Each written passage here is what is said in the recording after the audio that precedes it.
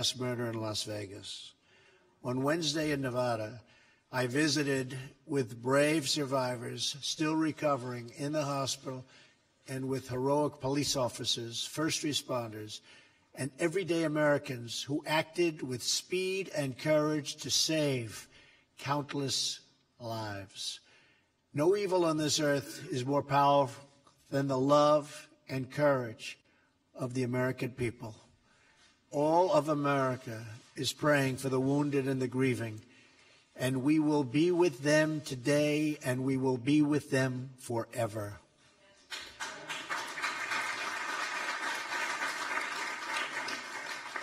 And I spent a lot of time going through the hospital with Melania and seeing some incredible people who were so seriously wounded. We will never leave their side. We are also praying for the people of Puerto Rico. We love Puerto Rico. Puerto Rico. And we also love Puerto Rico.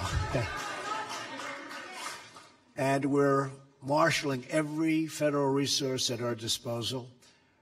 Earlier this week, I traveled to Puerto Rico to oversee federal response to the two devastating hurricanes. Remember, it was two. It was one, and then it was another, and that second one was brutal. And they struck that great and beautiful island. And we now have more than 15,000 federal personnel on the island. 15,000. We will not rest until that job is done. Puerto Rico has a long road of recovery ahead, very long road. But we know that its people are proud and they are resilient and they will come back strong. And I've spent a lot of time with Governor Rossello, who is a terrific man, a terrific person, on Tuesday. And we will be there all the time to help Puerto Rico recover, restore, rebuild. We're working together very closely with your great governor and your congresswoman, who is terrific, Jessica. Terrific. We stand with them and with all of those who have suffered through natural disasters over these past several weeks, including those in Texas and Florida. And Louisiana got hit. And got hit very hard. And the state of Alabama was incredible. They helped so many people coming up from Florida. And Georgia, likewise. So many incredible people. And also, we have to remember this, the Virgin Islands, the U.S. Virgin Islands. Governor Mapp, who's become like a friend of mine, I spoke to him so much on the phone, the job he's done, they were hit so hard. And not much was left. But they're rebuilding, and the spirit is incredible. U.S. Virgin Islands. We're also keeping in our hearts and prayers all of those affected by the disastrous earthquake in Mexico. In recent weeks, through extremely difficult times, we've seen Americans coming together from all races and all backgrounds to unite as one people under God. And I will tell you, we sent crews to Mexico, and the president was very gracious, called me yesterday and thanked me. We have some really talented people. They went there to help to solve that unbelievable, difficult problem that they have. That earthquake was devastating, and I appreciate the president of Mexico, and they were so kind in their response, but that was a tragic event. And our people did a fantastic job. So I want to thank all of our first responders and the people. Thank you. Thank you.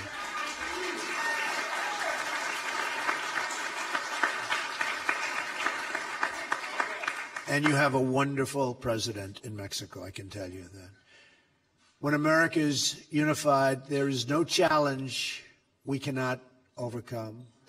When we empower the hopes of our people, especially these young, fantastic people right in front of me who perform so brilliantly.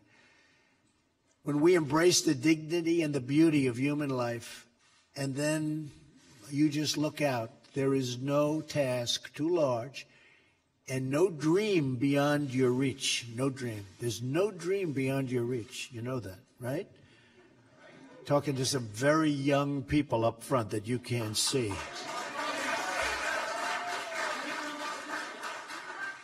No matter who we are or where we come from, we are all Americans, and we are all bound together by our love for this country and for its flag and for each other. Great love. Thank you. Thank you. Thank you. Thank you very much. In that same spirit of unity, togetherness, and love, we are truly thrilled to have all of you right here at the White House. The White House, what a special place, right? You've read about the White House, you've heard.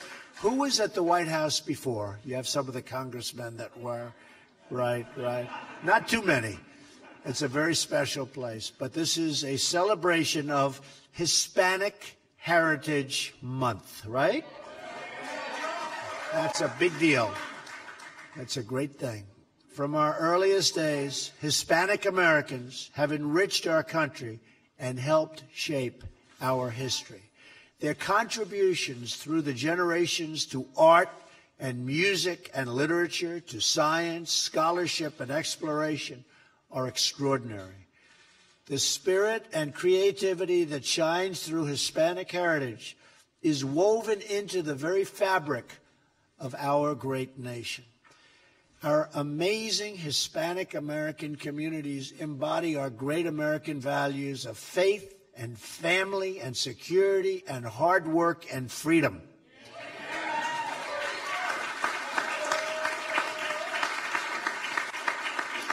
Their commitment to those values is why countless citizens of Hispanic descent have served in uniform to defend our country, our citizens, and our flag. 60 Hispanic Americans have been awarded the Congressional Medal of Honor for their outstanding bravery in battle. Did you know that? 60. That's a lot. That's a lot. It's a great, great Medal of Honor. Did you say we have? Oh, wow, that's so fantastic. Do you mind if I go up and shake hands? I'll interrupt our speech.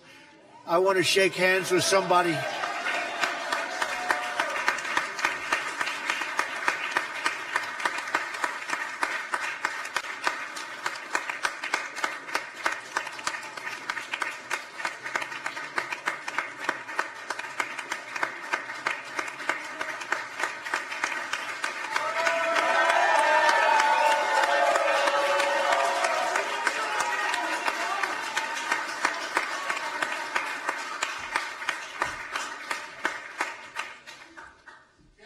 I heard you were here. I'm glad I got to meet you. I heard you were here. The Medal of Honor, that's the big deal, right? That's the big deal. Thank you for being here. We appreciate it. Thank you. Today, we're grateful to have more than 250,000 Hispanic Americans serving in our military. We salute all of those who defend our nation and who defend our way of life. Each of you here today represents a vital part of the fabric of this nation and the nation that I love and that you love. You teach our children. You lead our churches. You protect our communities, and you defend our nation. Among you are leaders in government, faith, and business. Fantastic people in this audience. I know some of them. And believe me, they're very tough and they're very smart. Sometimes they're too tough, but that's okay. I have to deal with it. I have to deal with it. Fantastic people. In fact, today, Hispanic American-owned small businesses are growing at a tremendous rate, especially among our Latinas. Raise your hands. Go ahead. It's tough to compete with, I will tell you. Who are leading the way in starting new businesses. You're leading the way. You're leading the way. You guys better get going. And once we pass our historic tax reform plan, and we are having not only reform, we're having the largest tax cuts in the history of our country. The history of our country. Does anybody in this room mind getting a massive tax cut? Does anybody object to paying less taxes? I don't see any hands. Okay. But Hispanic American businesses and families will prosper like never before. This tax cut and tax reform is going very well, and it's going to be a tremendous boost for our country, including the fact that we're the highest taxed nation in the world, and we will go from that to being down on the lower rung of taxes. So we'll be paying far, far less. So that's very important for keeping our businesses and our jobs. We're working every day to secure a future of peace, prosperity, and sovereignty for every American citizen. And we hope for a future of freedom and prosperity throughout the entire Western Hemisphere. That's why, under my administration, we have taken decisive action to stand with the good people of Cuba and Venezuela.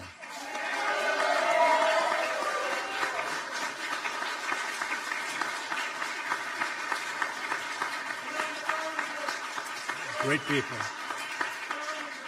Great, great people. As I announced before a wonderful crowd in Little Havana earlier this year, we will not lift sanctions on the Cuban regime until it delivers full political freedom for the Cuban people. The same failed communist ideology that has brought oppression to Cuba has brought nothing but suffering and misery everywhere and every place it has been anywhere in the world. Communism is the past. Freedom is the future.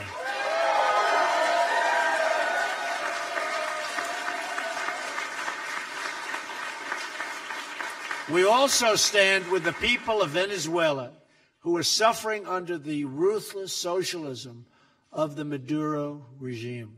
We reject socialist oppression, and we call for the restoration of democracy and freedom for the citizens of Venezuela.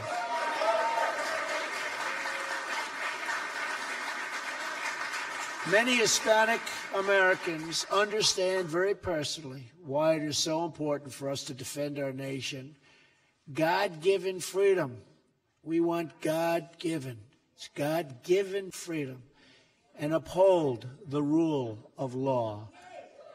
Our commitment to these values has been the source of America's prosperity, the foundation of our security, and these values has made us a beacon, an absolute beacon, to the nations of the world.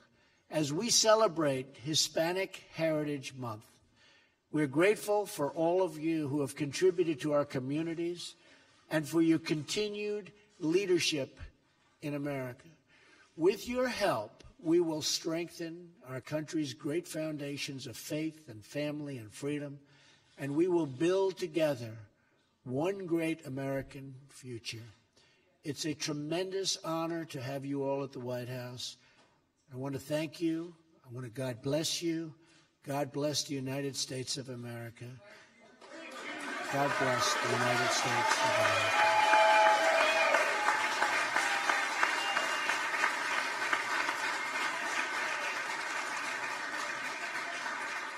And with that, I'd like to welcome a very special person who is doing a tremendous job as our Secretary of Labor, Secretary Acosta. Alex, keep it up. Keep it up, Alex. Thank you. Thank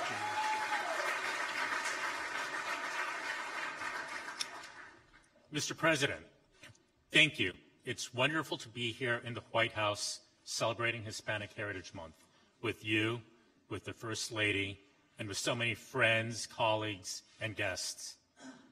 Growing up in Miami as a son of Cuban immigrants, I saw firsthand the opportunities that this nation offers. Though my parents did not attend college, they worked hard. They worked incredibly hard to give me all those things they did not have. And that's why I'm here today. And that is also a testament to what America means for so many Hispanics. Your presidency and your administration very much stand for the principle that hard work and merit far more than outward physical characteristics are what matters. It's no surprise, then, that your administration is working hard to remove obstacles, to return dollars to the workers of America by reducing taxes, so that all Americans can succeed on their own merit and their own hard work. Though at home, at times, we may speak different languages, the hard work, the drive, the aspiration for the American dream is not something that is uniquely Hispanic. It is uniquely American. It is. This nation, this great nation, provides all of us with a unique opportunity to succeed through hard work and perseverance and resilience. And so on this Hispanic Heritage Month, all of us express our gratitude for the opportunities that this nation provides.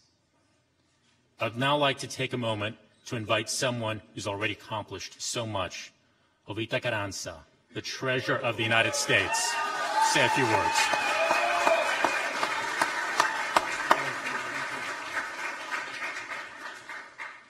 Thank you, Mr. President and Secretary Acosta, for those wonderful remarks.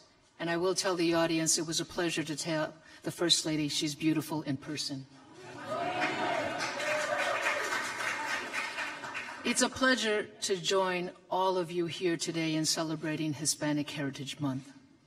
Serving the new administration, especially as a Latina, to foster economic growth and promote prosperity and stability is a privilege and an honor. When I was sworn in as the 44th Treasurer of the United States, the Secretary said that it was remarkable to live in a country where someone could go from learning the value of $1 at a very young age to one day putting her name on it. I've had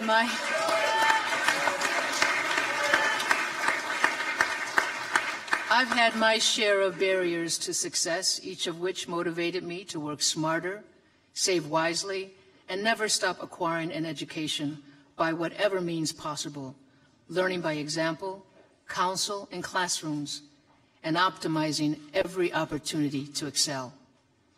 Regardless of cultural backgrounds, it is those who embrace the challenge of helping people to become more productive and of greater value to their communities who have the most significant impact.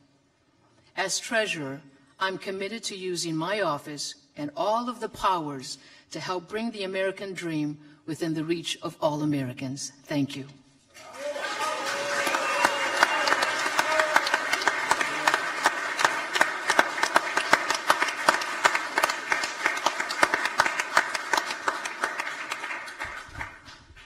Again, thank you very much. It is such a great honor to have you. And I have to say, these two very special people, and of course, our very special First Lady, to have them with us is really terrific. You know, Secretary Acosta worked very hard. He went to a school he could have done better. He went to Harvard. Could have done better, but that's okay, right? But they have done such an incredible job, and I want to thank you both very much. Thank you. Thank you very much. Thank you.